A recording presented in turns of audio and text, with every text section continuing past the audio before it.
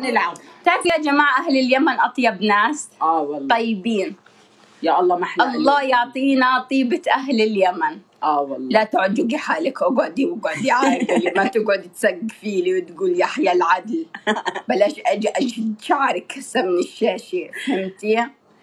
يعني أنا أشهد والله، وأنا أشهد والله عن جد، يعني طيبة وأصل ونخوة وما شاء الله عليهم، ما شاء الله. والله. طبعا كل الشعوب، بس لأنه بطبيعة شغلنا بنتعامل مع أشخاص يمنيين، يعني لأنه شغلنا بنوزع المحلات وكل المحلات. الكلمة إذا قلتوا هاي الكلمة مستحيل يردك، شو هي؟ ما تحكيها. كمان شغلة لا. مش مستحيل يردك، ومستحيل يحكي عنك كلمة غلط. مستحيل. شو هي الكلمة؟ شو هي الكلمة اللي بيحكوها؟ إذا أنا حكيتها لأهل اليمن مستحيل يكسروا خاطري. يعني أو مستحيل لازم يساعدوكي ولازم يعني يدلوكي على الخير. شو هي الكلمة؟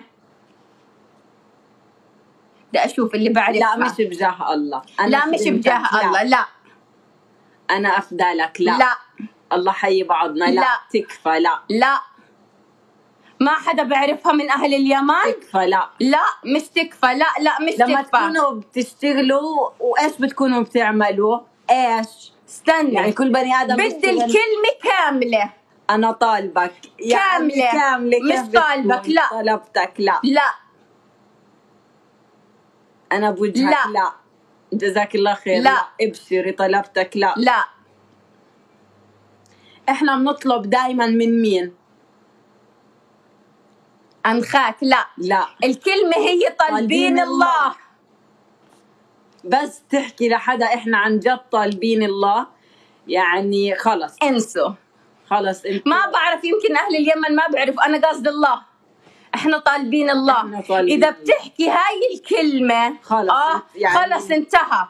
يعني لو إنه ما بده يشتري فكل الحب لشعب اليمن العظيم جدا على طيبتهم وأخلاقهم وللعلم بيكونوا عارفين، يعني بيكونوا عارفين من الشخص. أنا قصد الله وطالب الله ما بعرفه ولا لا، يعني بيكونوا فاهمين، يعني عندهم نظرة في البني آدم. هذا البني آدم بيحكي صح ولا بيتلعوب. سبحان الله. والله الحب لأهل اليمن طبعا. يعني إذا حدا بده يساعدنا بيحكوا هذول بنات طلبات الله.